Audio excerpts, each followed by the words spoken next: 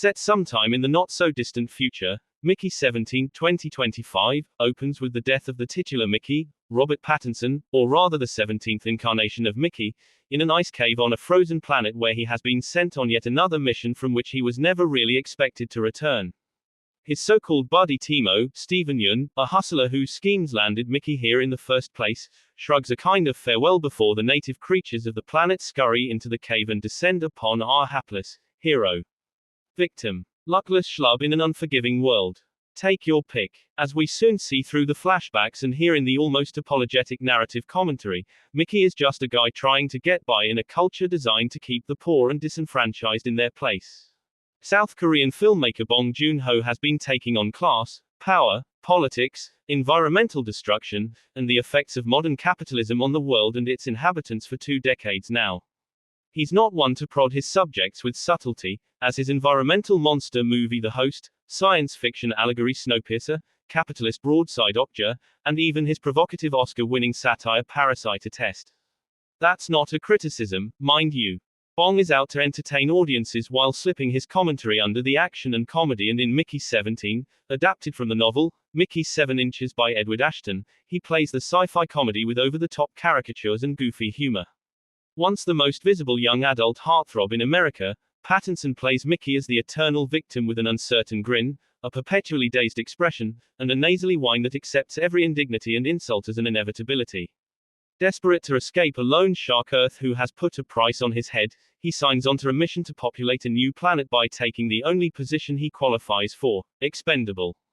Thus begins the succession of Mickeys as the human guinea pig sacrificed to experiments and dangerous explorations and then reprinted, in other words, cloned, anew in a fresh body. The interstellar arc itself barely functions, sustained by a crew of sycophants and opportunists who manage to keep things running despite the mission's leadership. The self-aggrandizing Kenneth Marshall, played big by Mark Ruffalo, is a failed politician who has embraced a fringe religion and reinvented himself as the would-be monarch of a frozen planet. Toni Collette is the status-conscious Lady Macbeth at his side, stroking his ego between her own culinary experiments. The only one in Mickey's corner is Nasha, Naomi Aki, a fun-loving security agent who embraces the sweet, guileless fellow in all of his incarnations. And when a glitch causes a premature reprint, she eagerly welcomes the 2 Mickeys, our familiar schlub who takes every indignity with a shrug and the new, more aggressive model tired of the abuse and exploitation and ready to do something about it. Pattinson doesn't just embrace the contrast in personalities. His very body language embodies the change in persona and attitude. There's one more essential piece to the film: the creepers, the native creatures of the planet that Marshall targets for extermination. Resembling a giant tardigrade, they are a fabulous creation, designed by Bong and brought to life in a way that is both alien and weirdly likable.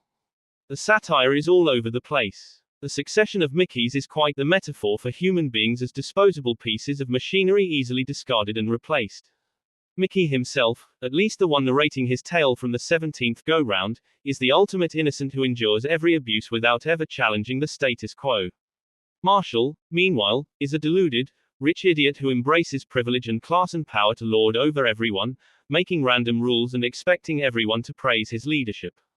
The portrait of a populist political leader who feeds on adulation and surrounds himself with acolytes rather than intelligence was in development long before the 2024 elections. The early 2025 release makes it less an absurdist satire than a warped reflection of the moment of its release. It's a little queasy how reality has overtaken the most outrageous lampoons of ego and arrogance run amok. There's nothing subtle about Mickey 17, it wasn't designed that way. The absurdity of the broad caricatures and idiocy of the characters, leaders and followers alike, tends to blunt its satirical edge. But it is also bustling and eventful, with narrative switchbacks and unexpected turns. Pattinson's performances help sustain the energy even when the script seems to get stuck on repeat, especially in the third act, and Bong's creativity and sense of whimsy keeps it barreling ahead. Your appreciation may vary, but I find it consistently funny, at times hilarious, a little silly, and awfully entertaining.